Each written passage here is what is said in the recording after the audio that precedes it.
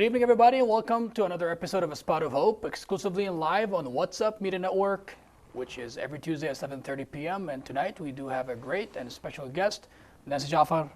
Welcome and thank you for being here. Appreciate you. Thank you. Nancy is a psychologist. She's the owner and the owner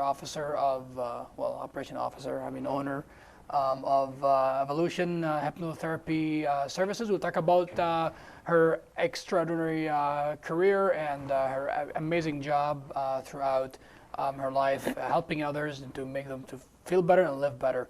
Before we get started, our audience, our beloved audience, thank you so much for your continued support and love, and thank you for every single comment, question that you have been posting since August. We appreciate your support. Please make sure to continue on sharing the video to make sure that people are receiving our message and we're getting through a lot of people. Also, big shout out to all the sponsors of WhatsApp Media Network, Sling Arabic TV, over 130 stations, BM Sports, Mashahada Plus, as well as you can get a chance to get a free membership for a whole week if you get in touch with the WhatsApp Media Network staff. Also, big shout out to A Spot of Hope sponsors. We've got Mango's Dearborn, Tahamas, Princess Bakery, Limo Express, and Adi Sharara, Central 21. Thank you also very much for your continued support and love. Nancy, welcome, and thank you for being here. Thank you for having me. And of course, and thank you for all that you do. So we're gonna get started, by talking about your background, if you don't mind, where you were born and raised, and a little bit about your childhood. Sure. So I'm homegrown, born and raised in Dearborn. I lived here my whole life. I am one of 5 children. Nice. The oldest, the only girl, pretty much the second mom. Spoiled, huh? No, it wasn't like that. I think being the oldest, it flips it to second mom. More responsible. Yeah, more responsible. And I went to school throughout my life in Dearborn Public Schools. Nice. I went to Wayne State, graduated from Wayne State with a bachelor's in psychology, and then continued on for a master's in psychology at Wayne State as well. I worked for the Dearborn Public Schools as a school psychologist for almost 11 years as a part of a multidisciplinary team. Basically what I did there was evaluate children for special education learning disabilities. Correct. Okay. And then after that, I found my true calling about 6 years ago. I got certified as a hypnotherapist and opened up my own practice. Awesome. So what is hypnotherapy?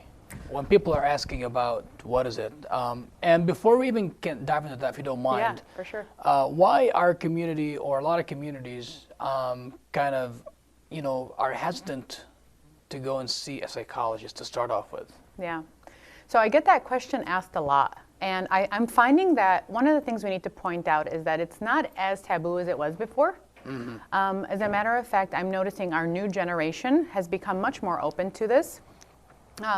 There are some other layers that are causing some of the psychological and psychiatric issues and societal issues that we're dealing with, but I don't think it's as taboo as it used to be.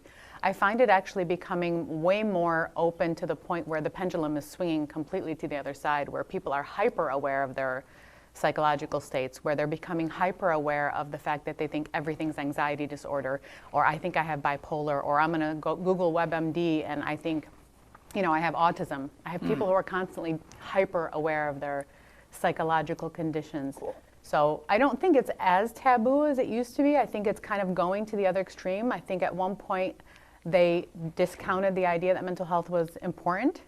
And then we realized it was, and I'll tell you what made us realize it was the opioid crisis and the drug overdoses and children dying of suicide. And so then we had to wake up. And so instead of people thinking, well, you know what, maybe I can work on it within myself, now they're going to really far extremes and they're talking about every diagnosis in the book. So I get the opposite in my office. I get people who come to me and they tell me they're bipolar when they're nowhere near it. So I'm finding it's a different perspective from what I'm seeing. Cool. How is psychology related to a lot of our disorders that we go through in our life? So how is psychology affecting our social activities, our behaviors, from your own experience with students in schools and right now, and before we dive into hypnotherapy specific and see the issues that you deal with the most and the solutions and so forth, just to give people an idea how important it is. Okay. So it's hard for me to talk about psychology now because I have a brand new understanding of the mind. Cool. And it's not really brand new. It's been around for centuries old, but it's brand new to me as far as how I see things. Sure. I understand the human mind not as a brain mechanism, but as a mind mechanism. The brain is the chemical components of it. The mind is the experiences. And so I focus all of my understanding about human development through understanding the subconscious mind. Cool. So I think one of the things that I think is really important for people to understand, and if you walk away with anything today, it's just the understanding that you as a human being are 95% subconscious. Human mind is 5% conscious, 95% subconscious. This is so relevant because the 95% of your mind that you don't even recognize as important or relevant is the place that stores all of your information, all of your programs, all of your behaviors. As a matter of fact, there's a lot of science that's showing that DNA and genetics is also altered through the beliefs from the subconscious mind. So it is the most critical piece of information and tool that we need to recognize when we're talking about the psychology of the human mind and the human being.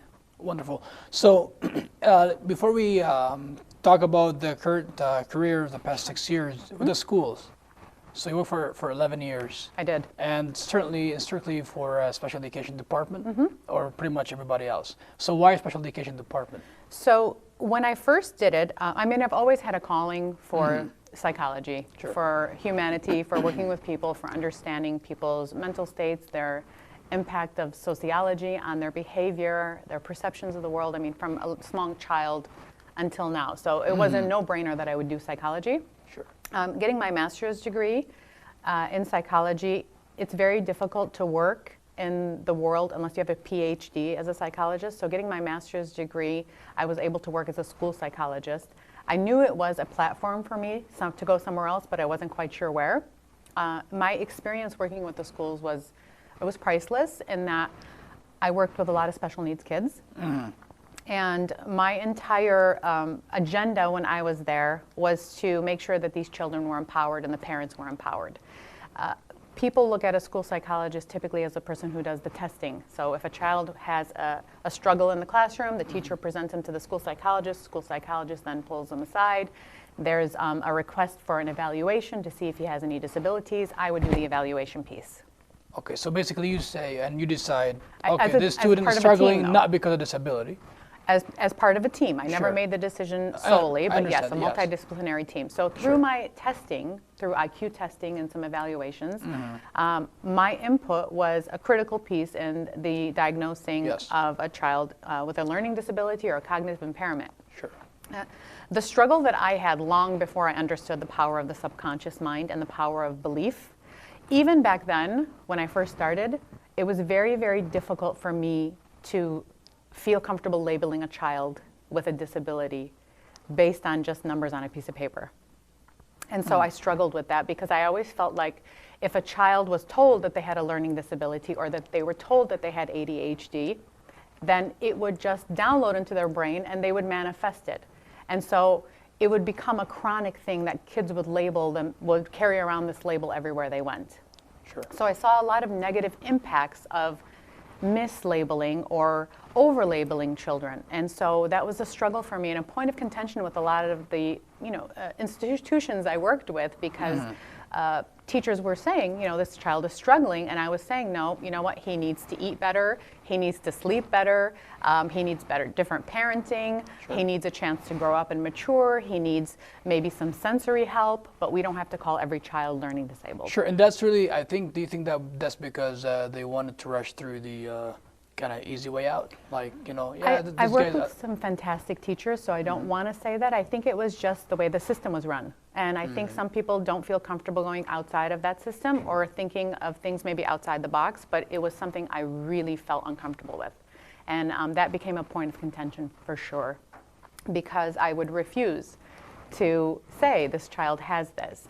And I think one of the things I really want to talk about while I'm here is that one of the tools that we used to use to diagnose kids with ADHD back in the day was the Sure. Connor scale. And the Connor scale is essentially a piece of paper that has 200 questions and you rate them. Do you focus, do you hyper, do you have agitated? So the child will rate himself.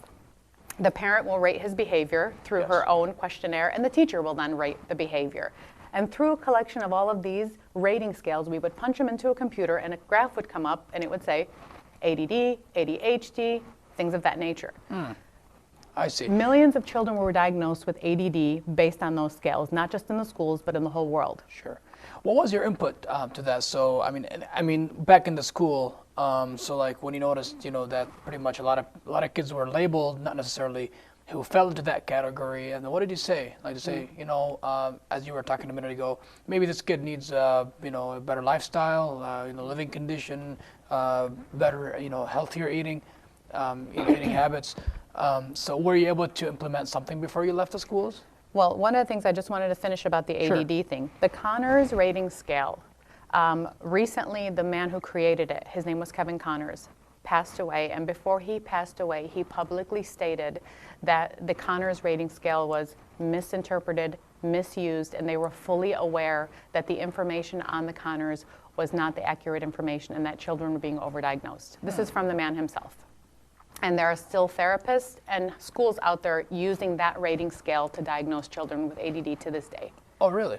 So that's something that I've been wanting to really speak about, because it shows you that what we believed with such conviction back then is that, okay, well, this shows a metric of how a child has ADD.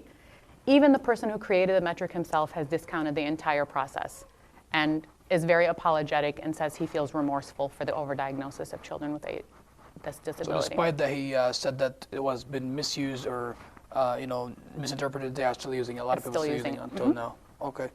Okay, so to go back to the question that I asked you a minute ago about before you left, did you leave any, can you implement any program, any strategy? So it was difficult to implement programs because you're working against a system that's really, really set in stone. One person can't do much, okay. And so my impact was on an interpersonal level. Mine was talking to parents. I worked in the South End for quite some time, so non-English speaking parents who didn't understand that they actually have a right to say, hey, I don't want to sign this piece of paper and say my child has a learning disability. I'm going to try a couple of other things. There's something called a 504 plan. So my impact was more on a one-on-one level, and I did do a lot of speaking events for parents. My focus became on the parents and educating the parents. And just to have them also take ownership of what they can do versus just saying, okay, well, I don't know, the school says this. In our community, we trust whatever the system says, right? I mean, definitely you are missed. Nancy, I'm going to come back to you, but before we continue, I just want to give another shout out to the Spout of Hope sponsors, Tahamas, Mango's, Dearborn, Princess Bakery, Ali Sharara Central 21, and Lemo Express. Thank you all so very much. Our audience, please make sure to share the video, make sure that we are, getting to a lot of people to get benefited from this important and valuable discussion with our valuable guest tonight, Nancy Jaafar. Nancy, now we're going to jump to your current company. So after working for about 11 years Correct. In the public schools in Dearborn, then you decided to say, hey, now is the time for me to branch out and open up my own business. Well, so how does the idea came about did that come about first? Yeah, so I didn't decide to branch out. It kind of fell on me. I'm a true believer in the power of people's energies. Okay. And I worked very hard on making peace and being grateful for even the things I struggled with at the school system. Sure. And I would wake up days and feel frustrated with the way things were done. I reconciled and I said, you know what, I'm grateful to have a job. Sure.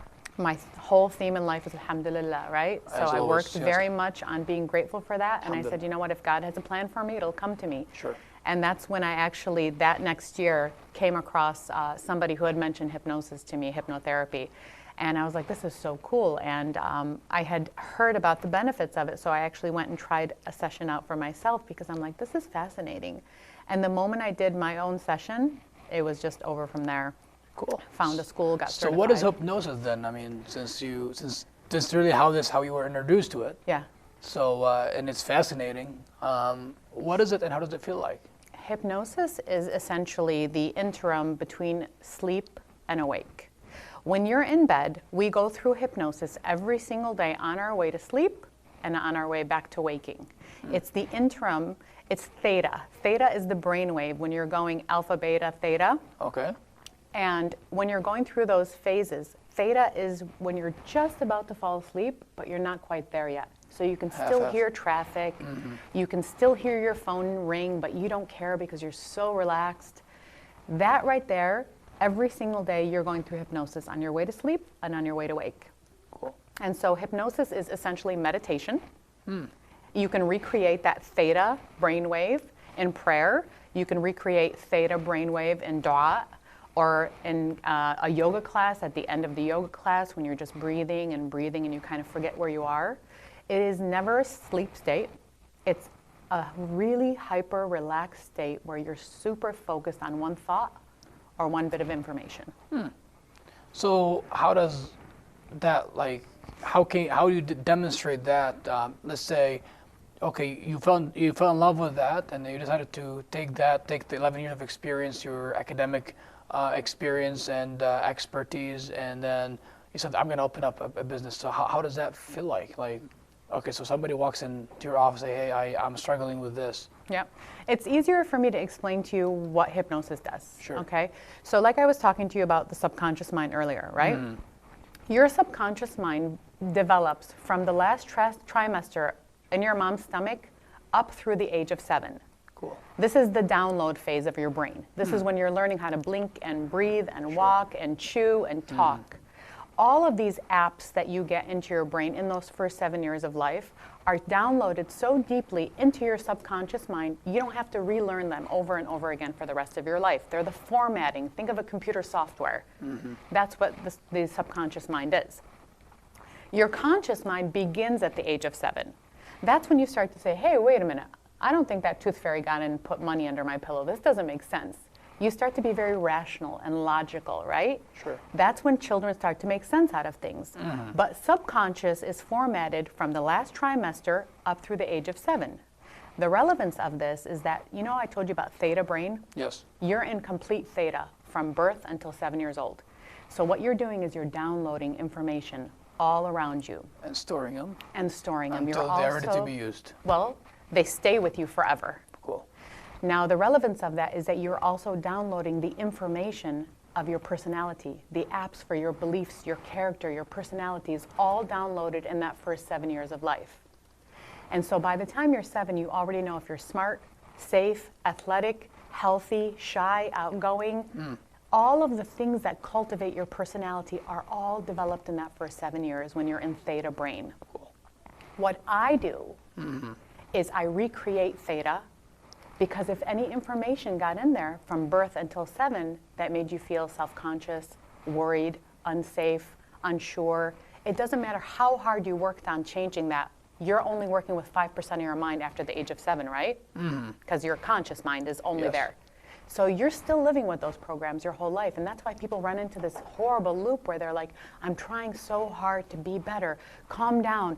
Don't get angry. Don't get insecure. Don't get defensive. But they can't change that because that information is in the subconscious. I help that. Sure. So let me ask you this question, though. So how does your day look like? So let's say when you first opened, how do people receive that this is not a psychologist nor a psychiatrist? It's more of a hypnotherapy. So it's hypnosis that I use for therapy. Okay. So my technique that I use in my therapy office is primarily hypnosis. Okay. So you are still seeing a therapist, but you're also seeing somebody who's helping reprogram your brain.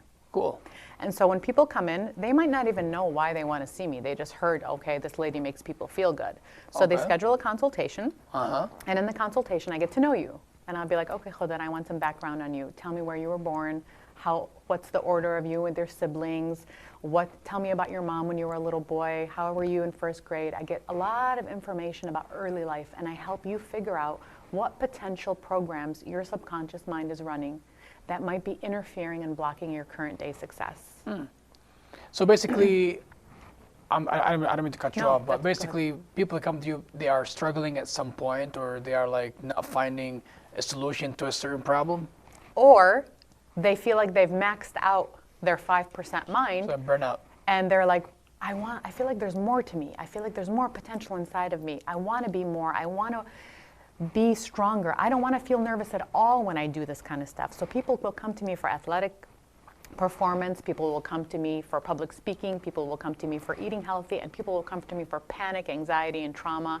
Whatever it is that you feel you want to take your brain next level, that's what we do. We use the power of subconscious mind hypnosis to reprogram. So see, this is very important for people to know, is that it's not only used when someone is down or going through a problem, but also it can be empowering. And if someone, even if he or she is not having any huge challenge yet, they can even, this can maximizes their energy, and they can even gain more. Can you give us like an example, if you don't mind? I mean, without of course mentioning names or anything like that, like someone who, let's say one of each, someone who is struggling, and then you help them to get through it, and then somebody who is doing well, and they are even doing better now. Yeah. So I mean, that's pretty much all my clients. But I'll tell you, one of the things I'm going to really emphasize today is panic. There are so many people that come to my office, and so many people in the community, and I know you're probably watching this, that are having panic and anxiety of some sort. It is the most common mental health issue right now in the United States. Panic and anxiety, huh? Yes.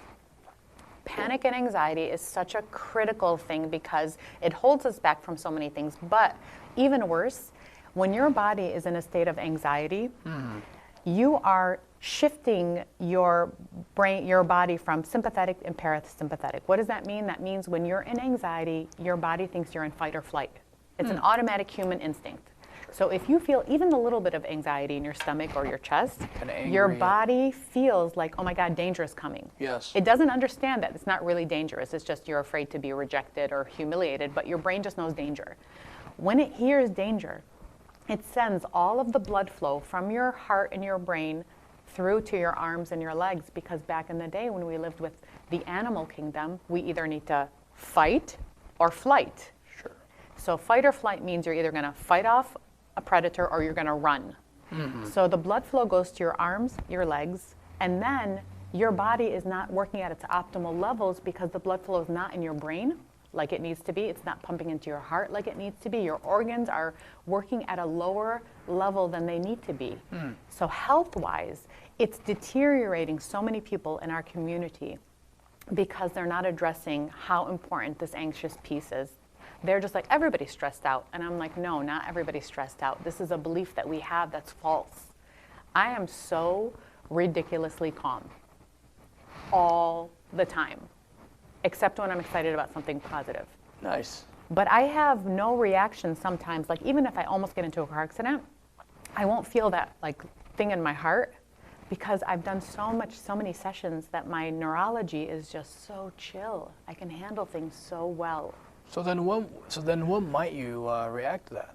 Like, if I'm actually in physical danger, it's a human instinct. It's a survival mechanism where I'm going to have a reaction, adrenaline. Sure. But on a day-to-day basis, none of these situations so require then that. so then you don't react to what an average daily person might react to. You know, something like that. That's wonderful. So then this lady or this gentleman who come over and then they have some panic and anxiety attack, which is the most common mental health this disorder these days in America and probably the world. Yep. So how do you help them just through the sessions, and how many sessions they have to go to overcome that, by the way? So over the years, I've come up with a detox program. And the way that I market it basically is the same way you would detox yourself if you went to a dietitian or if you went to, you know, a health coach, right? Sure. You would detox the food out of your body because the toxins are there and you know they impact you. Well, there are a lot of toxins in the subconscious mind. So I've come up with a 10-session detox. Okay. Each session has a targeted goal. One of them is goal setting. So all of your goals that you write down for yourself, you're actually putting them only into your 5% conscious mind. Imagine I took all Khodr's goals in hypnosis and put them in 95% of your brain. They're going to happen automatically. So goal setting. I work on cleaning out bad memories. So one of the videos I had just posted says that I gave the analogy that your subconscious is like a storehouse. How old are you? 26. 26 years of data you have in your subconscious. Every single thing that's ever happened to you.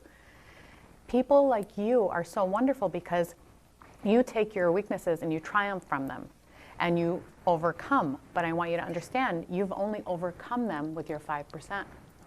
Your subconscious still has hurts, embarrassments, failures, and fears like me, like everybody else. So we remove those in another session. We also do inner child work, which is basically the brain subconscious stopped at age 7. So there was a program in there before that might make you feel deep down not good enough, even though you might deny it. Everybody has deep down inside of them a fear that they're not enough. That we rewire in the state of hypnosis. Interesting. When you're in hypnosis, your subconscious cannot tell the difference between something you're imagining and something that's really happening. So by the time you wake up, your subconscious mind thinks, oh wow, I really am. I did change that memory around. That is so cool. Your subconscious doesn't negotiate. When you wake up, 95% of your brain solved the problem. And that's what we do week after week. We tell your brain you're safe, give you, switch off your fight or flight, confidence, self-love, people-pleasing, boundary setting, perfectionism, anger, forgiveness. That's the whole entire gist of what I'm doing for people in the unconscious mind. Awesome. And then by the end of the 10th session, they come up with a brand new person. It really is. That's why I call it evolution. Wow. Wow, that's amazing. Can you give us, just before we go off on a break, if you don't mind, can you give us a story of someone who's doing well, meaning, as you said, always calm, successful on all levels, but they want to do more or achieve more? So I have people. The same process? Obviously, it's not the same process, right? It is. Really? Absolutely, because even if you came in here as superstar, you've never worked on your subconscious yet. So I still have to do that, right? The difference between a superstar and somebody who's struggling is what they've done with their 5% mind. So somebody like you, you've worked really hard on your 5%. You consciously every day get up and say you're going to have a positive attitude and you're going to be grateful and you're going to overcome. It's phenomenal. But there are still programs in the back that you don't even know are limiting you because you've never accessed them. So you could be at the top of your game and I will still clean out your subconscious mind because you're not actually at the top of your game. You're at your peak when it comes to your conscious mind. Now we got to go next level.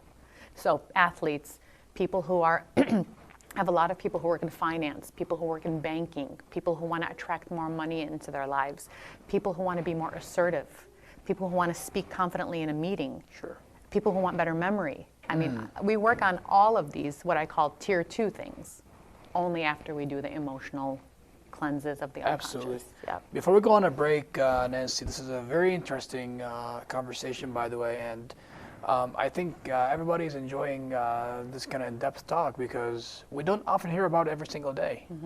And people often don't know much about, not necessarily everybody, of course, we're not generalizing, but it's kind of interesting to talk how things are connected and, how we think that we have reached the best, whereas there are so many things that we didn't even access yet.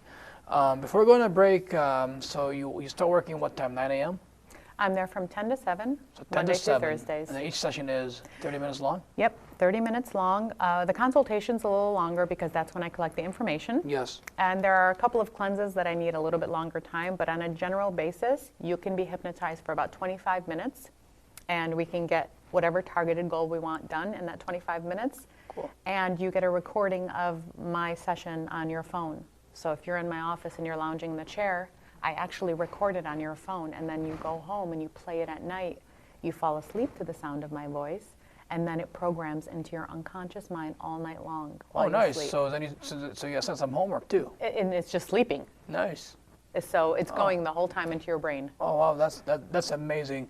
Nancy, we're gonna get back to you, but ladies and gentlemen, we're gonna go back to a 1-minute break, and we'll be back. This is a great conversation. Please stay tuned.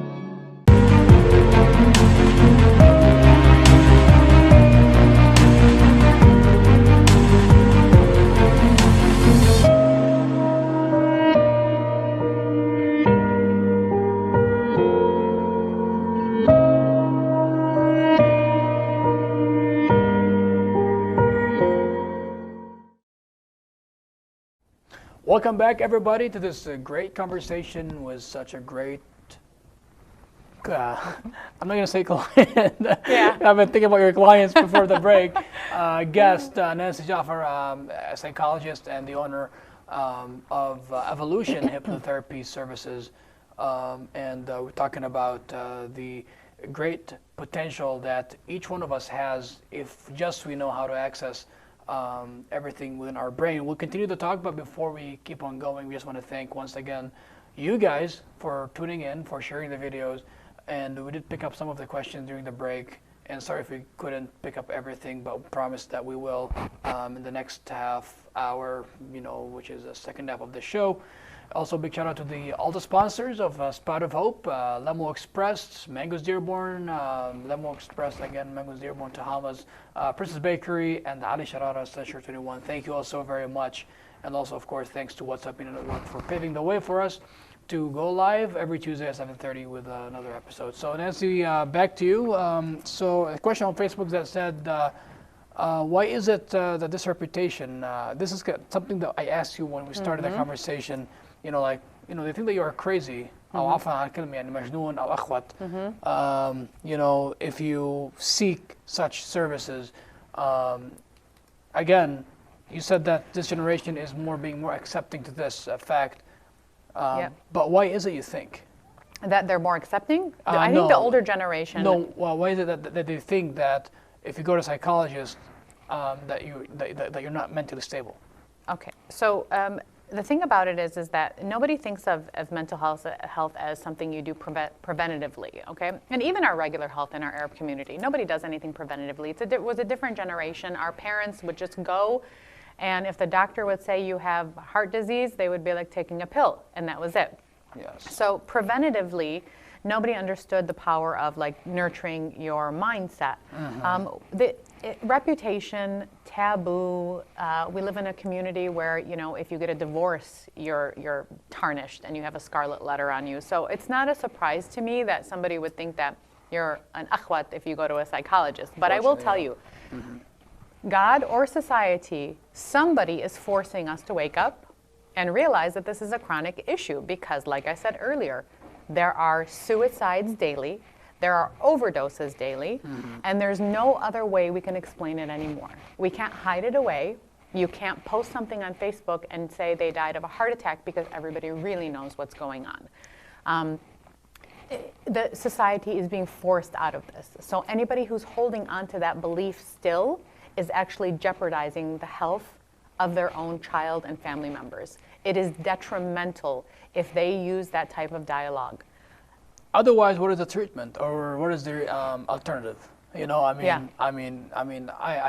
highly encourage everybody, which I really second what you were talking about. I mean, if someone is going through an issue, it's rather go to a doctor, whether it's a psychologist, a medical doctor, or dentist, whatever the case is. Say better than be sorry, and nothing wrong with that. This is at the end. بالعربي لا حياة بالعلم ولا بالدين. It's found for a reason. Nancy, let me ask you this question. We were talking before the break about, how sometimes we think that we have reached, pretty much everything, and we did not. Now, throughout your 17 years in going, mashallah, wish you much, much, much more. Thank you. Okay, اليوم بالcommunity that we live in, let's say scale 1 through 10, how many clients are from our community? Is it vast majority from our community, since given the location? Are you in Dearborn, by the way? I am. I'm on Monroe, 1537. 1537 Monroe, Dearborn. So is it the vast majority of the clients are from Dearborn? I actually have it completely split. I think a lot of people, I'm very blessed to have pretty outstanding Google reviews. And so because I have those Google reviews, a lot of people from the outer skirts that are really open to hypnosis and hypnotherapy but haven't been able to find somebody that they trust are driving from really far to see me. So 50% of my clients are non-Arab, but I have a full 50% that are Arab. Nice. And this is the coolest thing I think that I like to tell everybody. Out of that 50%, over 60% of my clients are men. Over 50? Over 60. Oh, 60, sorry, I can't hear now. Yeah. Over 60% are clients. I have more Arab men coming to see me than I have anybody else. This to me is a huge accomplishment. Absolutely. Because they the people who are dying, they're speaking up. Yeah, I'm grateful for that trust for sure. Absolutely. But the ones that are dying of overdose and suicide are mostly males. And it's been that way, and the reason being is because not only does the Arab community, reject mental health issues in general, but they really reject the notion that a man would be sensitive or anxious or insecure, because that is the ultimate taboo. Men are not supposed to be weak. And so what's happened is that we've coddled our men, our Arab men, so much that, you know, we don't let them feel discomfort, but we also, if they do feel discomfort, we make them feel like they're not man. Man up, man up, man up. And so men bottle and bottle and bottle inside until it bursts inside of them. And the only way that they can cope is through using something external, which is a medication, or not being able to even survive and wanting to kill themselves. So men who come in to see me appreciate two things. Number one, I'm not a man basher. Okay, I respect totally the man's point of view. I'm actually probably harder on women than I am on men. And number two, they also know that this is not a therapy that they have to come in every single week and talk about their feelings. Men have a hard time with that, talking about their feelings. So what they do is they talk about a couple things at the consultation, and then after that, it's boom, hypnosis, hypnosis, hypnosis, hypnosis. So they don't have to do much. We're putting all that stuff right into their subconscious mind, so they don't feel weird about this type of therapy. They're like, oh, cool, this is my programming. And so I think that's been really, for me, one of my biggest personal successes.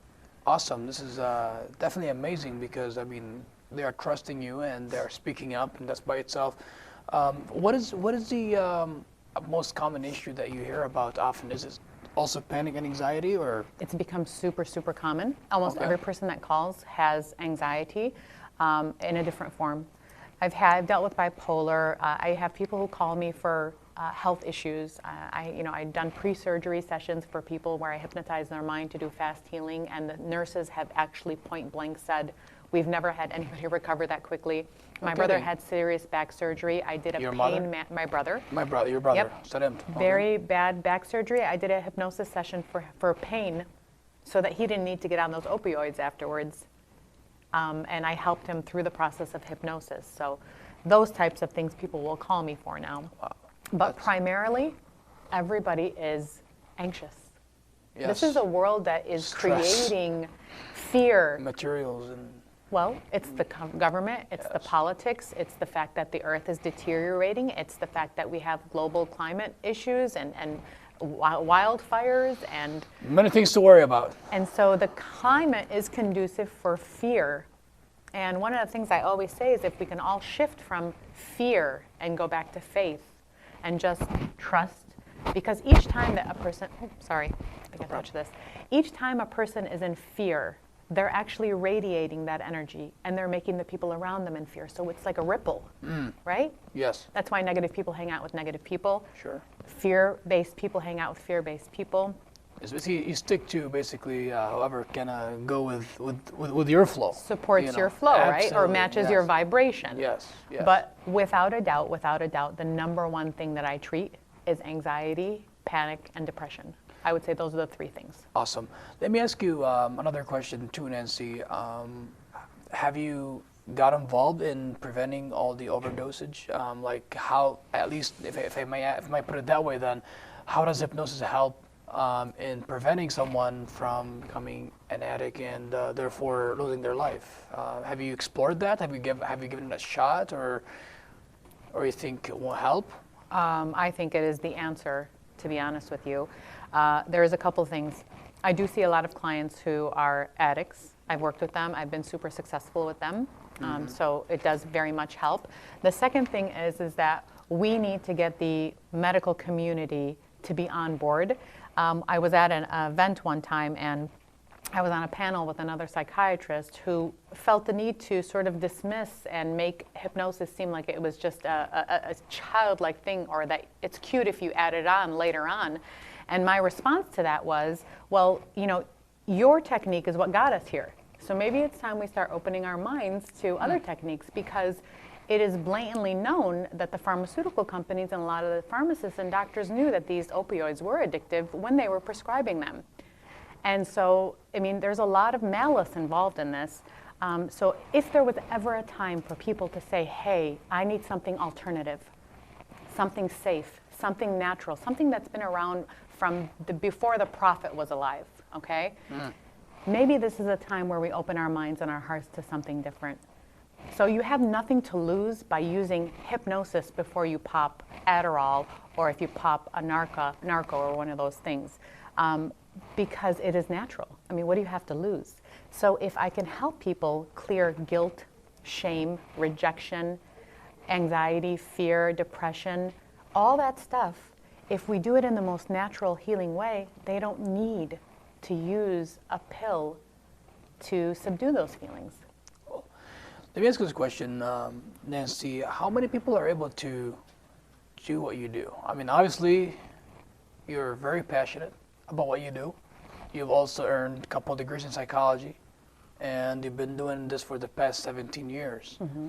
Now, if someone is listening and you are, of course, you are very inspirational when it comes to helping, absolutely, transforming life for the better, as you said, make them live better and feel better, right? So, is anyone able to do that, or I mean, it takes a village? I mean, because you make it sound very easy. Well, I don't know if I make it sound easy because God has blessed me with a gift. Yes, absolutely. Or because the actual process of hypnosis is pretty. I mean, it's simple for the client. I'll tell you that much. You have to have a certain energy and a certain conviction and a certain ability to get people to trust you, right? Mm. If I'm able to do this in an Arab American community and be as busy as I am and have clients booking out until March, then that is my gift, and that's what God has blessed me with. But as far as if you want to see another hypnotherapist, make sure that if you are looking for a hypnotherapist, don't go to a hypnotist. A hypnotist is the ones you see on the stage that just do the little clocks, and they make people hypnotize, but they're not using it for any therapeutic purpose. You definitely want to go to somebody who's a therapist, like I'm a master's level psychologist, and I use hypnosis. Plus you are more focusing on the particular case as well. Yeah, so I am focusing on, and a lot of even hypnotherapists will do a lot of smoking sessions. That's what they're known for. Weight loss. I've really targeted my focus as personally, my forte has become anxiety, depression, panic, and just kind of trauma, those types of things, because I think it's an amazing tool to use for that stuff. So I have my colleague that works with me, and she does the weight loss sessions, and I don't really take that many people for smoking, because my focus has been on the mental health piece. Sure, that's my next question actually to you was, are you opening up for new things? I mean, what do you envision for yourself? Yeah. By the way, for the near future. So I have a couple of modalities that I'm using in the office. I'm really excited about. I'm certified in 3 different things. The hypnosis, something called NLP, which is Neuro Linguistic Programming, if you've ever heard of Tony Robbins. His whole platform is based on that. We do an amazing technique called NET, and it's neuro-emotional technique. And basically what happens is that there's a strong belief that the physical pain that you have in your body or physical ailments have an emotional component to them. And if you know now and you study things like epigenetics and understanding the new science of the body, Dr. Joe Dispenza, Bruce Lipton, these are all people who have proven time and time again that there's emotions in these physical ailments. One of the things we do is we will check to see if you have back pain, if your back pain has an emotional component to it. And if it does, we have an amazing technique in which we can actually find the emotion, what triggered that in the unconscious mind. Can I have a tissue? What triggered that in the unconscious mind, and we can release it. And so those are the things that we're doing. But I'm also now doing something where we have a system called neurofeedback. I don't know if you've ever heard of it before. Neurofeedback, biofeedback. So basically my clients will come in and I'll attach sensors here and here on the brain and sensors on the earlobes and attach it to a program, software program. The software program reads your brain activity the way it would like an EEG, right? And so each time that your brain goes what we call turbulent, because stressors, environmental situations can get your brain to kind of go off, which causes anxiety, distraction, ADD, all the things like that. Each time your brain goes off, the music that you're listening to, that is like almost a hypnotic music, has an instant halt. Yes. When it halts, Khodr's brain has to focus and say, whoa, why did it halt? So you're strengthening the muscle of your brain through just simply listening to this recording, and through that process, your brain gets stronger. Cool. So that's my vision. It's to do basically an empowerment center that is all focused on the power of mind. Awesome. We'll get back to you, Nancy, but before we continue, we want to thank all the audience for watching, and please make sure that you have shared the video. Please do share if you didn't do it so yet. It's such a very important topic, a great guest, and very beneficial. Personally, Nancy, I'm really curious to give it a shot one time. Yeah. I'm being serious. And you know, my whole family has done it. Everybody. You know, I seriously, I mean, never thought of it that way, to be honest with you. I mean, I've thought that it's for people who are struggling. I won't lie to you myself. Now, it doesn't mean that I'm not struggling. Every one of us has a struggle. But what I mean is I thought more of a like incredible struggle. You know, like, you know, they are enduring some very bad time. So guys, please keep on sharing the video. Thanks so much for your continued support, and big shout out to all the sponsors: Mango's Dearborn, Lemo Express, Tahamas, Princess Bakery, and Ali Sharara, Session 21. Thank you all so very much for your continued support. Yes, sorry, go ahead one more time. Oh, I just wanted to answer a question somebody was asking, which I get frequently. Sure. It's not that I don't take insurance, because people ask me, do you take it? That was my next question. Yeah. Hypnotherapy is not covered under insurance. And why is that, by the way? I mean, do you want me to get political on you right now? Do you have an idea? I do have an idea. I mean, how can we make it? I mean, because you're talking that you're booked to March, and people drive from far distances, which means that it is a big demand, and it's very helpful and it's very beneficial. Why is it that it's not covered, and what can we do? I mean, as a society and as, you know, license yourself to make it covered or to lobby for it. So there has to be a lobby, but I want you to know you're working against big pharma, okay? The pharmaceutical companies, the last thing that they ever want is somebody to be able to lie on a couch, wake up half an hour later, and have no panic and anxiety, so they don't need a Xanax anymore. So this is going to be alternative medicines are making their way up, alternative treatments are making their way, but it's going to be a long, you know, uphill battle for that. What I recommend to everybody is the long-term, the cost benefit of spending money on a 10-session detox.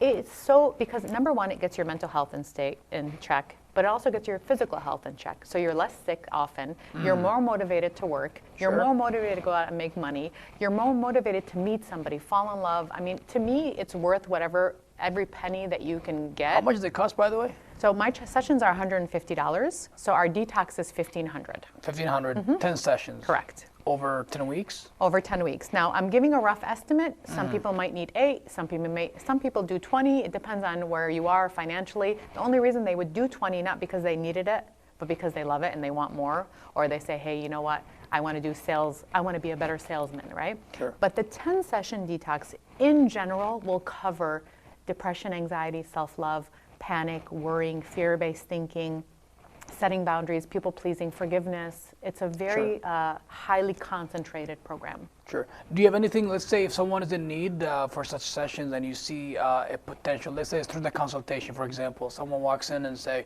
hey, I am suffering from this, and you see it and you know by heart that it's going to be beneficial, but they are not financially able. Can you like work around that situation a little bit, or? So it's very difficult. We do work on, if we wanted to do a payment plan, it's hard to do it in my calendar because my calendar is super booked. I see. Let me tell you how it works. So when you come in and you, let's say, you know, because you're prepaying for a session, right? So let's say Khodr comes in and he pays for today's session. He's done with it, and now he wants to book his next week's session. Nancy's already booked 3 weeks. So you don't get the continuum of services. Do you understand? And it should be done week by week. It should be done week by. Now, towards the end, you can go like a little bit spacer, but when I'm working at the beginning, we're detoxing the mind, just the way you would detox your food, right? Sure. You want to monitor that. You want to make sure, because it's more intense at those first couple of sessions. So at least 4 or 5 weeks in a row. Yes. At least, right? Okay. I see. I'm asking just in case somebody asks there. Yeah, go ahead about the insurance. So basically, so you don't take any insurance, and it's not covered by any insurance. It is not anyways. covered. Yeah. Okay. Do you see a time? I know that you just said that it might take a little bit, but do you see a time where this might be considered? So there's 2 things I think about. Number one, I see the climate of, you know, physicians and pharmacists, and I see that, you know, there are some people that are open to these alternative treatments, and then I still see a very rigid mentality of some other ones that are not.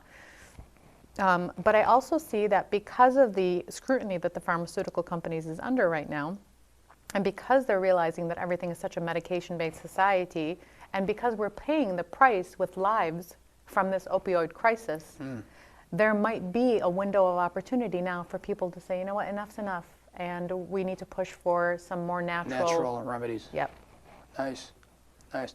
Well, I mean, that would be amazing. I mean, even if it's going to upset a lot of our pharmaceutical friends and doctors, which we don't mean it, but I'm pretty sure that they are, you know, they do care about people's life as well. For and, sure. You know, and I think this would be great. Even if hypnosis cannot cure pretty much everything, because again, some diseases require medication at the end, or, you know, surgical operations. So we're talking about whatever that hypnosis can treat or cure without a medication and to save life. Like, why not, right? Yeah, absolutely.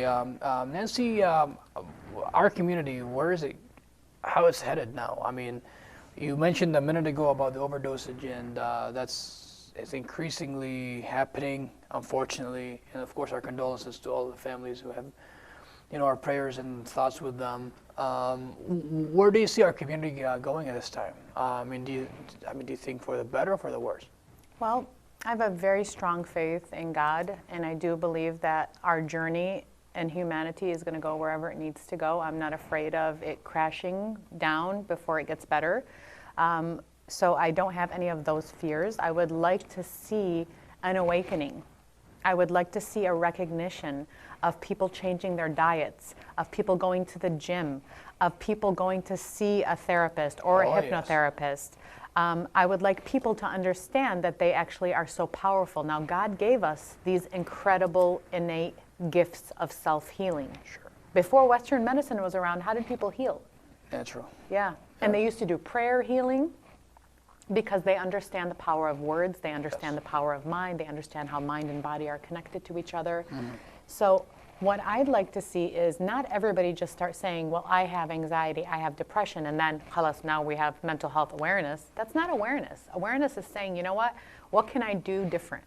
A solution. And what can I do different? I don't need Nancy. I don't need a doctor. Let me look within myself first. Am I sleeping enough? Am I, you know, do I have some toxins in my body? Sure. Modify your eating habits, your lifestyle. Absolutely. Absolutely. Sugar is such a primary thing for most of these kids, right? Sure. And then I told you about that Connors rating Yes. scale. And now they're all on Adderall. And no guess what? They iPads. end up in my office, addicted to Adderall. Yes, and now electronic addiction. Yep. iPads and telephones and games. Completely rewiring the neural pathways of the brain. Absolutely. And now, I mean, into the same pattern, what is your plan, I mean, beside meeting with these patients and transforming their life for the better, to spread awareness and to say, hey, it's no longer the time and the place for talking, now we have to walk the walk. So, like, what is Nancy's plan for that? So, I mean, I want to be able to have some time to do more of my own events, and then also taking, like when you told me that, you know, short notice, I made it happen because I understand. Yeah, I appreciate that, by the way. Yeah, it's important to me because I want people to hear this. Even if there's only 5 people listening right now that say, you know what, she's right, I need to think about my mental health differently, then that's powerful. But I know from my end, more speaking engagements, more raising awareness and informing people about the power of the mind. There are so many in-depth things that I can get into right now that talk about genetics, epigenetics, quantum physics. I mean, this won't be your last show, by the way, obviously. So this won't be the only show that you'll be appearing. So I'm pretty sure that any topic in specific that you like to go in depth, we're more than happy to stream it. Thank you. I appreciate that. Absolutely. You know, I heard that at Wise Academy, I believe, they have a Wednesday night book club where they're reading a book by Dr. Joe Dispenza, which is huge for the Arab community because Dr. Joe Dispenza is cutting edge understanding of mind body. He basically, his whole platform is healing remission diseases through power of prayer and hypnosis. Awesome. This guy is booming. Absolutely. So for them to do that at Wise, that's fantastic. Nice. So then would it be like a plan of yours, like we see you beside interviews and public speaking at events, maybe at schools, talking to kids or to teachers, to parents? I would love to. I just have to make sure that they're ready to receive my mentality, because my mentality is really one Still of just and it's also very one of self-ownership. So excuse my question, but have anybody asked in the past or told you that you were kind of like off the time or weird or something like that? No. Actually, I think that's what's probably giving me the edge, is because I don't come off weird. But if you talk to some other people who might say the same things, they do come off a little weird.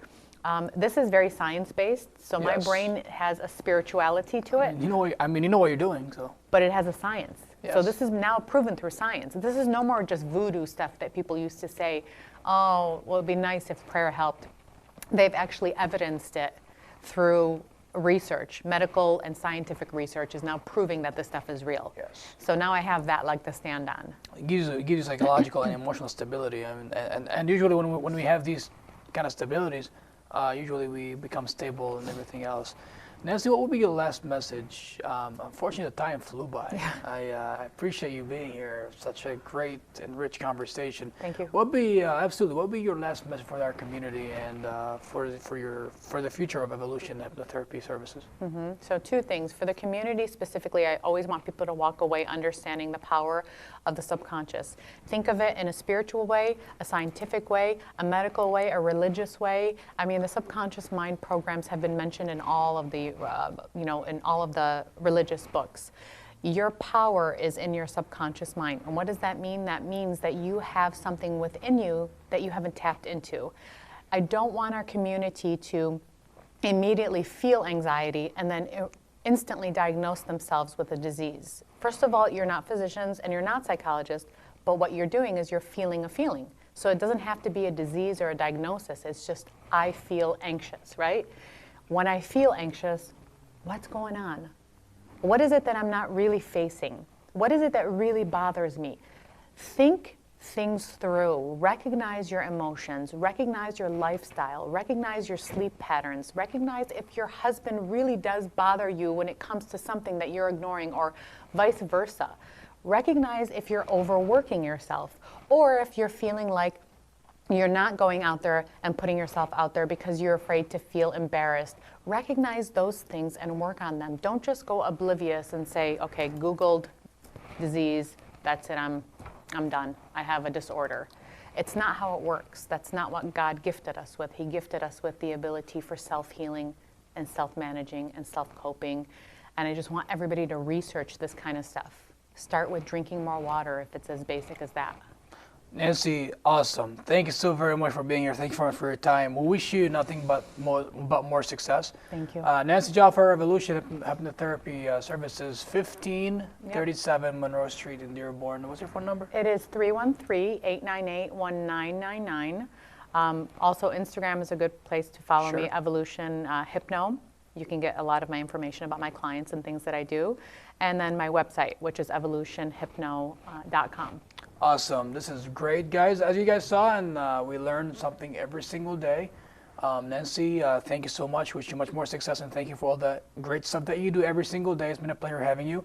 Guys, thank you so much for watching. Before we close today, we'd like to thank you once again. As always, we'd like to thank all the sponsors of WhatsApp Media Network, especially Sling Arabic TV, over 130 channels, BM Sports, Mushahada Plus.